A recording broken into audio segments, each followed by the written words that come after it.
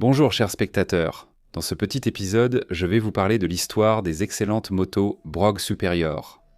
Le magazine The Motorcycle appelait cette machine la Rolls-Royce des motos. C'étaient des engins luxueux, pour des personnes aisées. Chaque moto était assemblée à la main 2 fois et subissait des essais de vitesse avant d'être livrée à l'acheteur. Brogg Superior détient des records mondiaux de vitesse, et plusieurs de ces machines proposaient des solutions techniques audacieuses.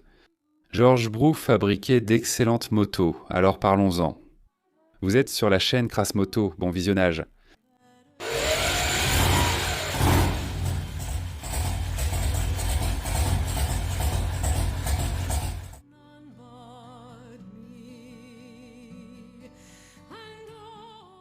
Les motos de George Brugg ne rivalisent pas avec la production de masse de Honda. Pendant toute la période de production, de 1919 à 1940 seulement, 3048 exemplaires ont été fabriqués. Mais ce petit nombre de machines a acquis la réputation d'être les motos les plus luxueuses et les plus rapides de leur époque. Et un tiers de toutes les Brogg Superior ont survécu jusqu'à nos jours. Et vous savez, il y a quelque chose en commun entre George Brugg et Soichiro Honda, c'est la confiance en soi, et en leur production. Un soin méticuleux pour chaque pièce fabriquée et pour la réputation de l'entreprise. L'histoire de ces motos commence par un fait assez intéressant.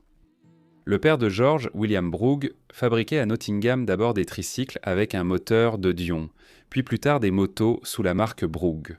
Depuis 1902, il a continué cette activité jusqu'en 1926. Son deuxième fils, né en 1890, était passionné de course. Par exemple, il a remporté 3 victoires lors du rallye Londres-Édimbourg. Il concevait des motos dans l'entreprise familiale et, en tant que coureur à succès, était aussi un homme de spectacle. Il était prévu que George et son frère aîné suivent les traces de leur père et continuent à développer l'entreprise familiale. Cependant, George avait sa propre vision concernant la conception idéale d'une moto. Une légende raconte qu'un conflit aurait opposé le père et le fils. Le premier était un homme conservateur, tandis que le second, jeune et fougueux, savait évidemment mieux que son père quelle moto produire. Et Brugg fils, après avoir terminé son service militaire, fonde sa propre entreprise de moto appelée Brogg Superior. Le deuxième mot dans le nom de la marque signifiait littéralement « supérieur ». Ce nom a aussi une histoire intéressante. En 1919, George pensait qu'il ne pouvait pas simplement appeler l'entreprise Brogg, car ses produits auraient alors été associés à la technologie fabriquée par son père. Et l'un des amis de George lui a suggéré « Puisque tes motos seront supérieures, alors appelle-les ainsi ». C'est ainsi qu'est née la marque Brogg Superior. On ne sait pas vraiment si ce nom a été choisi pour contrarier son père ou non, ni même s'il y avait réellement un conflit.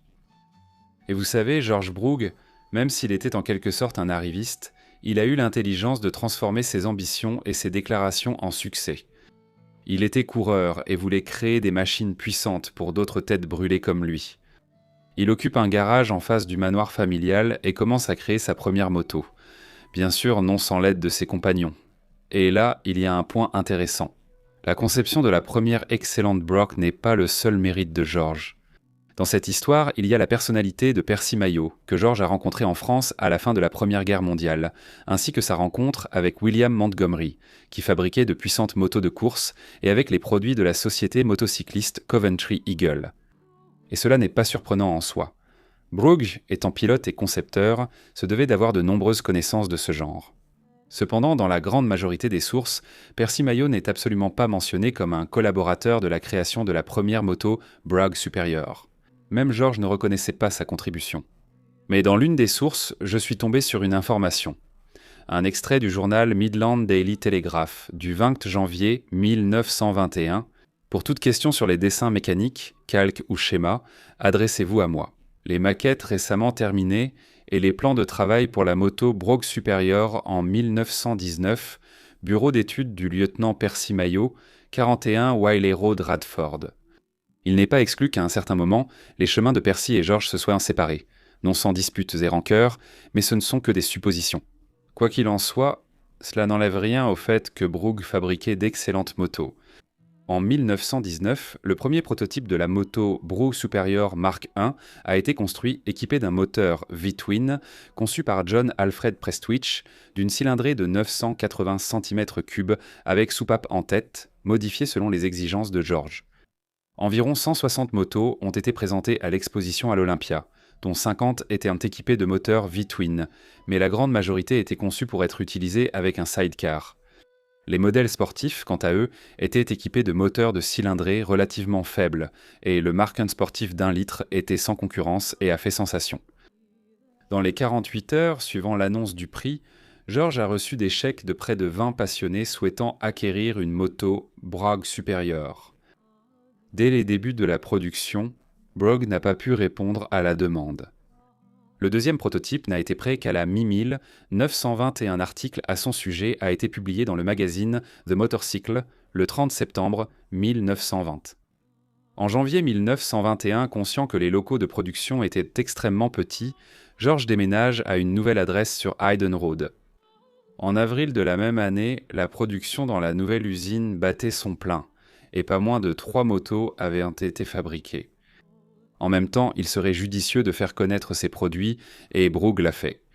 En 1922, sur le circuit de Brooklands, un modèle avec un V-twin à soupape latérale fait ses débuts, et cette moto a prouvé en pratique qu'elle était excellente. Sur la piste chaoteuse de Brooklands, George Brugg a personnellement filé à une vitesse de 160 km/h sur une machine spécialement préparée.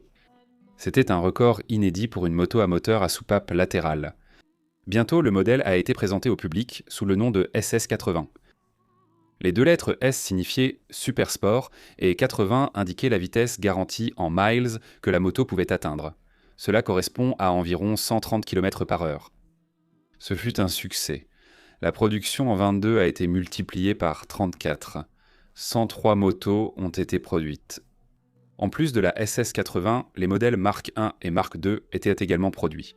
Les mêmes modèles ont été maintenus en production en 23. Les premiers Mark I étaient équipés du célèbre moteur bicylindre en V-JAP de 986 cm3, à soupape en tête et avec un angle d'ouverture des cylindres de 50 degrés. Bien qu'il existait une version alternative avec une course de piston plus longue et des soupapes latérales pour les motos avec sidecar, qui est ensuite devenue une offre standard. Les boîtes de vitesse étaient fournies par Sturmey Archer et les fourches provenaient initialement de Montgomery, tandis que la fabrication du cadre et des accessoires était confiée à des spécialistes des Midlands, le cœur de l'industrie motocycliste britannique. Avec l'apparition du modèle sportif SS80 en 22, la Mark II a occupé la niche des motos de tourisme. Sur la Mark II, on utilisait parfois des moteurs britanniques en V-bar et Stroud de 99 cm3 et des moteurs Swiss Mag de 733 et 993 cm3. Dès le début, les machines de George Bragg s'est imposées comme rapides, puissantes et prestigieuses.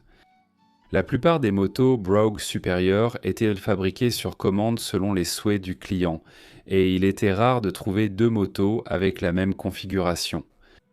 En 1923, un journaliste du magazine The Motorcycle, du nom de Tig, a comparé pour la première fois la Bragg Superior à la Rolls-Royce des motos après avoir testé le modèle SS80 en avril de la même année, ce qui a souligné la grande qualité de ces motos.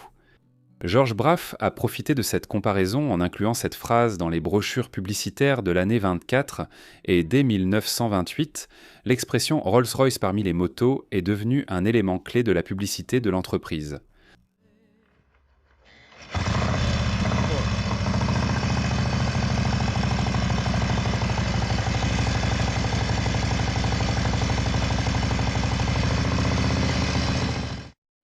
En 24, un modèle mis à jour de la SS80 a été lancé, et en octobre, le modèle SS100 a également fait ses débuts. La SS100 était équipée d'un moteur JAP à soupape en tête, contrairement à la SS80 qui avait un moteur à soupape latérale, et il était affirmé qu'il s'agissait d'une copie exacte de la moto sur laquelle Berlevac avait battu 9 records du monde de vitesse en 1924.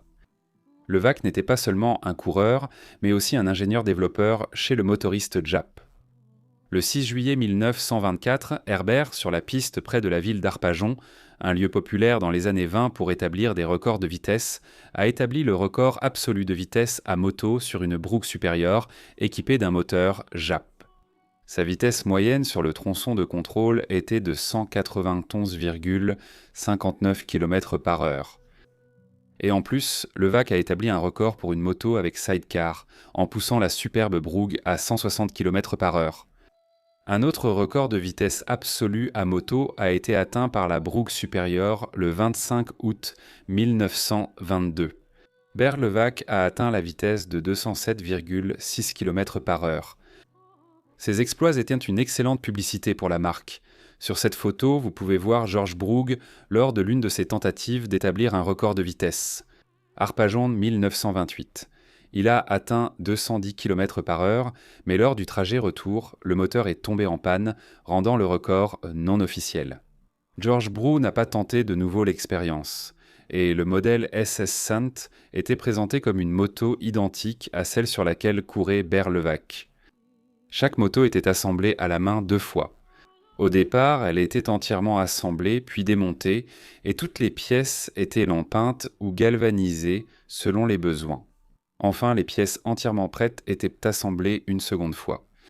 Chaque moto subissait un essai routier pour s'assurer qu'elle était conforme aux spécifications et était personnellement certifiée par George Braff. Le modèle SS Sant était testé à une vitesse de 100 miles à l'heure, soit 160 km à l'heure ou plus, avant d'être livré au client. Le modèle SS80, lui, était testé à 80 miles par heure, soit 130 km à l'heure. Pour ces essais, une section spéciale de route de 1 mille et 3/4 a été construite près de l'usine. Si une moto ne correspondait pas aux spécifications, elle était renvoyée à l'usine pour être modifiée jusqu'à ce qu'elle fonctionne correctement. À propos de l'unicité. Au début des années 20, seul George proposait un réservoir de forme selle. Alors que les autres fabricants abandonnaient déjà les réservoirs carrés habituels des années 1910 au profit de formes plus arrondies, ils n'ont pu proposer un large réservoir de type selle qu'en 1928. En 1924, les motos Brugg Superior ont été équipées d'une poignée d'accélérateur telle que nous la connaissons aujourd'hui, mais qui était innovante pour l'époque, au lieu du levier qui était alors la norme courante. Peu de temps après le début des ventes du SS Sant, la fourche avant cassel est devenue disponible en option pour les modèles SS80 et SS100. Jusqu'à ce moment-là, George Brugg utilisait uniquement des fourches similaires à celles de Harley-Davidson, qui avaient été présentées pour la première fois en 1916 sur le modèle G. En fait, George pensait que le comportement de la fourche Harley à grande vitesse était le meilleur. L'inconvénient était l'absence de possibilité d'installer un frein sur la roue avant. Il a donc fallu modifier la conception. Et à la suite de ces travaux, en 1924, un brevet a été délivré au nom de George Brugg et Harold Karslake pour l'invention de la fourche Cassel avec tambour de frein avant. Il convient de mentionner que Harley-Davidson n'a modifié sa propre conception pour l'utilisation d'un frein avant qu'en 1928. Bien que George fabriquait déjà d'excellentes motos, il aspirait à une plus grande perfection. Brugg pensait qu'une moto idéale devait être équipée d'un moteur à 4 cylindres. En essayant de concrétiser son idée en métal en 1927-1928, puis en 1931, Brugg a dépensé une véritable fortune. Le premier prototype de 1927 était équipé d'un moteur en V4 de conception propre. Ensuite, en 1928, un nouveau prototype a été équipé d'un 4 cylindres en ligne de la société MAG. En 1930, George comprit qu'il n'y avait pas de meilleure solution que d'utiliser un moteur de série. Le choix s'est porté sur un moteur de la société Austin, réputée pour ses voitures économiques mais fiables, les Austin 7. En 1931, la moto Brugg Superior Austin 4 fut présentée au public. Ses débuts firent sensation. Un 4 cylindres en ligne provenant d'une voiture Austin, une roue arrière jumelée, un sidecar luxueux. Le moteur standard de la voiture Austin était un 4 cylindres en ligne d'une cylindrée de 747 cm3 et une puissance maximale de 10 chevaux avec refroidissement par eau, équipé d'une boîte de vitesse Onket à 3 rapports. La seule chose que George Brugg voulait changer dans le moteur de série, c'était l'installation d'une culasse allégée et l'augmentation de la cylindrée à 800 cm3. George était un homme d'affaires avisé et, lorsqu'il disait que ces modifications augmentaient la puissance du moteur, il ne précisait jamais combien. Par précaution, Brugg précisait dans le premier article sur la nouvelle moto dans le magazine The Motorcycle que la machine était destinée à des trajets confortables avec un sidecar et non à la course. En réalité, la puissance du moteur modifié par Brugg était assez faible, Mais cette moto unique, même avec un sidecar, pouvait se vanter d'une accélération vive au démarrage grâce à un couple important. Le Brogue supérieur Austin Four a été développé pendant 18 mois et, durant cette période, en grande partie grâce au propriétaire de l'entreprise, George Brugg, et à ses grandes compétences en publicité et en marketing, la machine a attiré une attention considérable de la part de la communauté motocycliste. Cependant, cette moto est arrivée au mauvais moment. Sa production a débuté en 1932, en pleine Grande Dépression. Et au total, seulement 10 motos équipées du 4 cylindres Austin sont sorties des portes de l'usine. 8 exemplaires en 32, et un en 33 et un en 34. 9 de ces magnifiques machines ont survécu jusqu'à nos jours.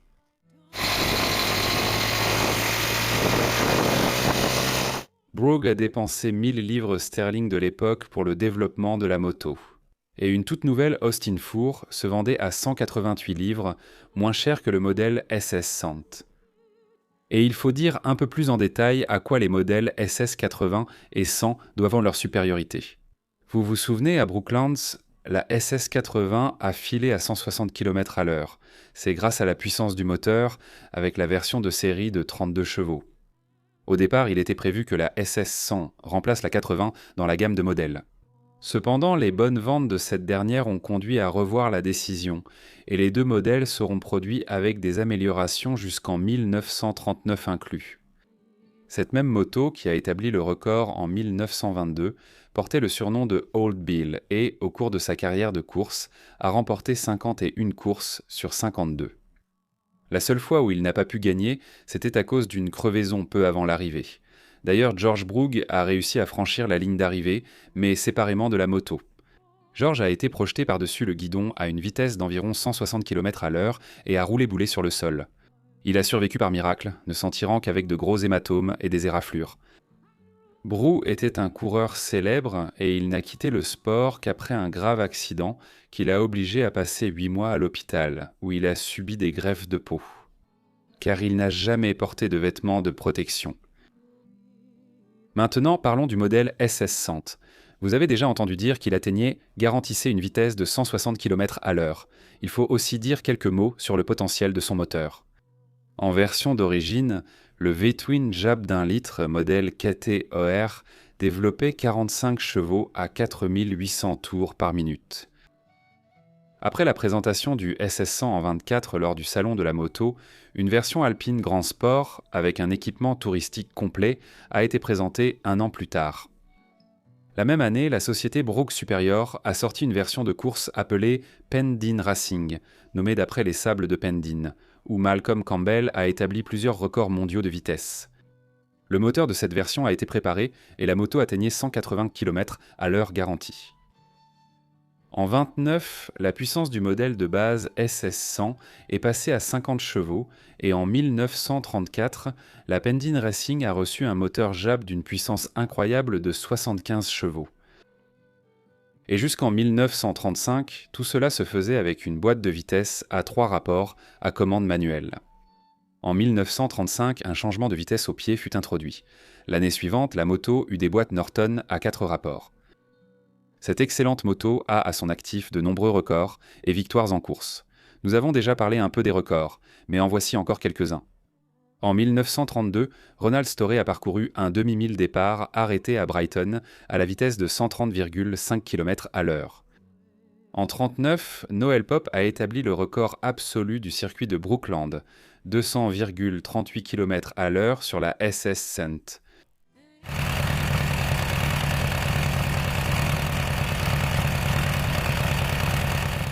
En plus des modèles légendaires SS80 et 100, la gamme Brugg Superior comprenait encore plusieurs autres modèles. Par exemple, en 1926, au Salon d'Olympia, le modèle OHV 680 a été présenté, et un an plus tard, il est entré en production. Les 3 lettres signifiaient que le moteur était à soupapes en tête, et les chiffres correspondaient à la cylindrée d'un tout nouveau moteur JAP, créé sur la base d'un modèle à soupapes latérales. George décrivait le modèle 680 comme un SS100 miniature. La moto ressemblait vraiment à une version réduite du SS100 lorsqu'on la plaçait côte à côte avec sa grande sœur. Grâce à cette échelle, la nouvelle Brugg Superior conservait des proportions correctes et ne paraissait pas vraiment plus petite en soi.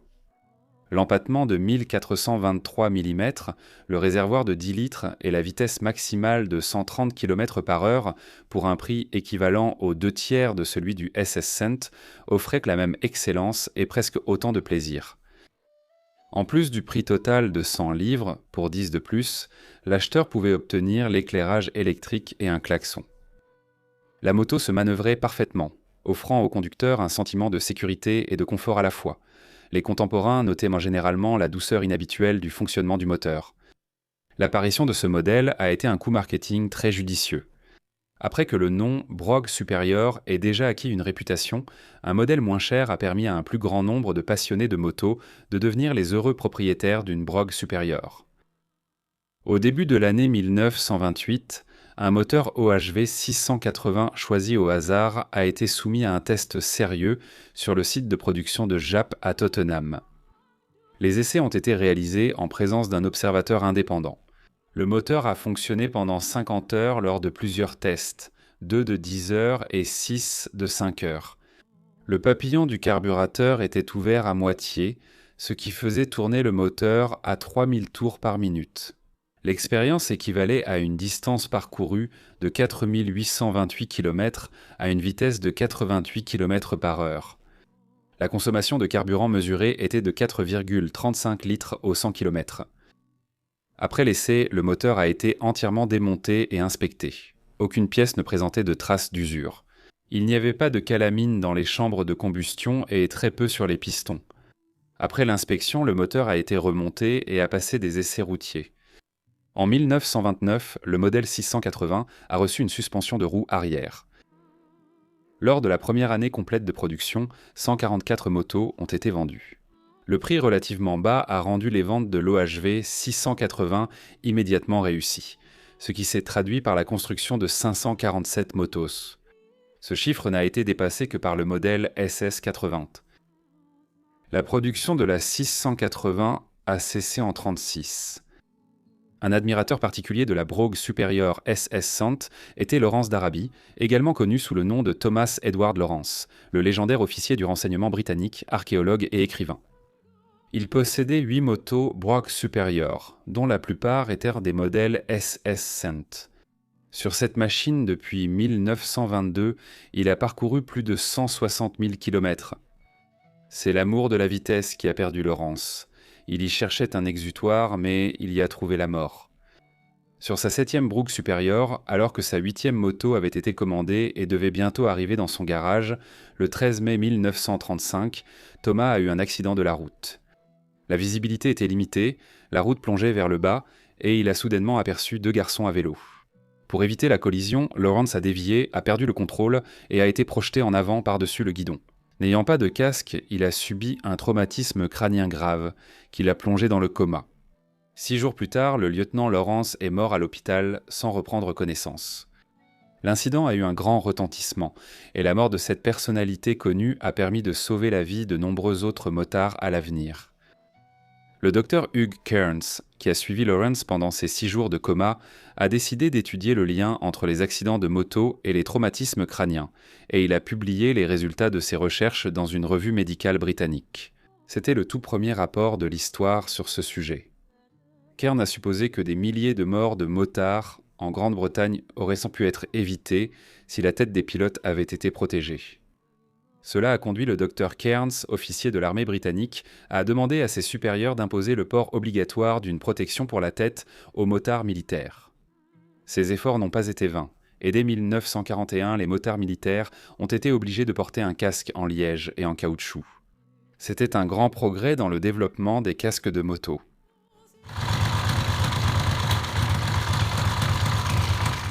L'histoire d'un autre modèle est liée à l'influence de la Grande Dépression sur l'industrie de la moto et le pouvoir d'achat de la population. Les motos de George Brogg étaient destinées à une petite couche de la société, la plus riche. Les ventes ont chuté de moitié au début des années 30 et il fallait agir. Le lancement de la SS80 s'est mis à jour en 1932 et la mise à jour de tous les modèles un an plus tard n'ont pas eu de résultats significatifs. Et en 1933, un tout nouveau modèle voit le jour sous le nom de 1150. Elle était une réponse à de nombreuses demandes de l'étranger, et surtout de la police qui avait besoin d'une moto aussi puissante que la SS-5, mais moins chère et avec un moteur à soupape latérale simple. La 1150 a reçu un moteur bicylindre en V-JAP LTZ d'une cylindrée de 1096 cm3, qui selon George a été spécialement conçu pour Bragg supérieur. L'angle entre les cylindres était de 60 degrés, contrairement aux 50 habituels. Cela augmentait le couple et promettait une conduite plus souple en combinaison avec le sidecar. Dans l'annonce de la moto, George Brugg annonçait une cylindrée de 1150 cm3 sans préciser le diamètre ni la course du piston. C'était une astuce marketing habile, typique de George. En fait, la combinaison de chiffres dans le nom était associée à une certaine notion et signifiait 11 chevaux fiscaux, RAC, un paramètre utilisé au Royaume-Uni pour calculer les taxes sur les véhicules, et 50 pour la puissance maximale efficace. Ainsi, l'acheteur, en entendant le nom de la moto, s'imaginait une machine très puissante, qu'il pourrait acquérir tout en réalisant des économies substantielles. En réalité, la puissance du moteur 1150 était d'environ 32 à 36 chevaux. En version solo avec un seul conducteur, la moto atteignait une vitesse de 135 km/h, tandis qu'avec un sidecar et 2 passagers, elle pouvait aller jusqu'à 110 km/h. La Brugg Superior 1150 a été bien accueillie par les critiques, mais surtout, elle a beaucoup plu aux policiers, à qui elle était destinée. Et ce n'est pas surprenant, car à la vitesse garantie de 110 km/h, peu de gens échappaient à un policier au volant d'une 1150. Il n'existe pas de données précises sur le nombre de ventes à l'étranger, mais on sait avec certitude que le modèle 1150 était en service dans la police de pays comme l'Argentine, l'Australie et le Canada. Et bien sûr, la 1150 était activement en service dans son pays d'origine. L'une des tentatives pour lutter contre l'influence de la Grande Dépression fut le lancement, en 1930, du modèle Overhead 500, doté du plus petit moteur de l'histoire de la marque. C'était une moto équipée d'un moteur monocylindre. Moins performant que les meilleures motos monocylindres de 500 de l'époque et plus cher qu'elle, cet engin n'avait aucune chance de succès. En 2 ans de production, seulement 9 motos de ce type ont été vendues. Un peu plus tôt, en 1928, le sort de la 500 a été répété par un modèle équipé d'un bicylindre en V à soupape latérale de 750 cm3, disons, une SS80 pour les pauvres. Vers le milieu des années 30, la qualité des moteurs JAP a commencé à décliner, et ce fait regrettable a profondément déçu George Brugg. Afin de ne pas perdre la face, la société était passée à l'utilisation de moteurs de la firme Matchless, tout en continuant à produire des motos réputées pour leur qualité et leur performance exceptionnelles. Cette période est assez connue comme les années Matchless. Malgré cette transition, la marque a conservé son identité unique et son engagement indéfectible envers le savoir-faire. Et George continuait de superviser personnellement la production de chaque moto afin de garantir les normes élevées associées à Brugg Superior. Vous vous souvenez des essais de Brugg pour créer la moto 4 cylindres idéale ? L'idée n'a pas disparu et en 1937, le travail sur un nouveau prototype avec un moteur totalement extravagant va s'intensifier. Ce moteur a été développé par George Brugg en collaboration avec Ike Hatch et Freddie Dixon. Il y a également eu des rencontres avec des aviateurs. L'idée du moteur venait du capitaine Jack Palethorpe, qui travaillait avec des hydravions, et ce fait ne sera connu qu'en 1956. L'idée a été présentée à Brugg et le premier prototype du moteur a été fabriqué par Shelton Motors, la même entreprise qui construisait des hydravions pour Palethorpe. C'est ainsi qu'est née la moto Brugg Superior Golden Dream, avec un moteur en configuration H4. Bien que le nom officiel du modèle était simplement Dream, en raison de la couleur des prototypes exposés, ils ont commencé à les appeler Golden Dream. Un moteur de cette configuration s'est révélé complexe, mais extrêmement équilibré, assez compact et bien refroidi. Les bielles étaient du type à fourche et à lame, et avaient ainsi une maneton commun. Quand une paire de pistons allait à gauche, l'autre allait à droite, assurant un équilibre parfait. Les sources de vibrations primaires, secondaires et supérieures se compensaient mutuellement. Et les deux vilebrequins, qui tournaient dans des directions opposées, éliminaient le moment réactif qui existe sur les moteurs à plat. À l'origine, le moteur était de type carré avec un alésage et une course de 68 sur 68 mm. En conséquence, sa cylindrée était de 988 cm3. Les arbres à cames inférieurs étaient entraînés par des engrenages. Plus tard, le concept a été légèrement modifié. Les dimensions sont passées à 71 sur 63 mm. Les arbres à cames furent désormais entraînés par une chaîne et la cylindrée était de 998 cm3. Pour le reste, à part le moteur, c'était une conception assez typique pour cette époque. Cadre duplex, frein à tambour sur les deux roues, fourche Springer à l'avant et à l'arrière, suspension coulissante remplaçant le cadre rigide pour plus de confort. La Golden Dream était proposée à 185 livres et en version dorée à 195. La création de George Brugg a fait ses débuts devant le grand public en 1938 au salon de l'automobile d'Earl's Court à Londres et a fait sensation. La moto incarnait le luxe et l'exclusivité de Brugg Superior, destinée à une clientèle aisée en quête du summum de l'élégance et de la performance. La nouveauté de la technologie entraînait des défauts de jeunesse sur lesquels l'entreprise travaillait, mais de nombreux projets de George Brugg ont été contrariés par le début de la Seconde Guerre mondiale. 5 exemplaires de ce chef-d'œuvre ont été créés, dont 3 sont parvenus jusqu'à nos jours. En ce qui concerne la puissance, le couple et ainsi de suite, ces chiffres sont malheureusement inconnus. En septembre 1939, l'entreprise a commencé à réduire la production de motos.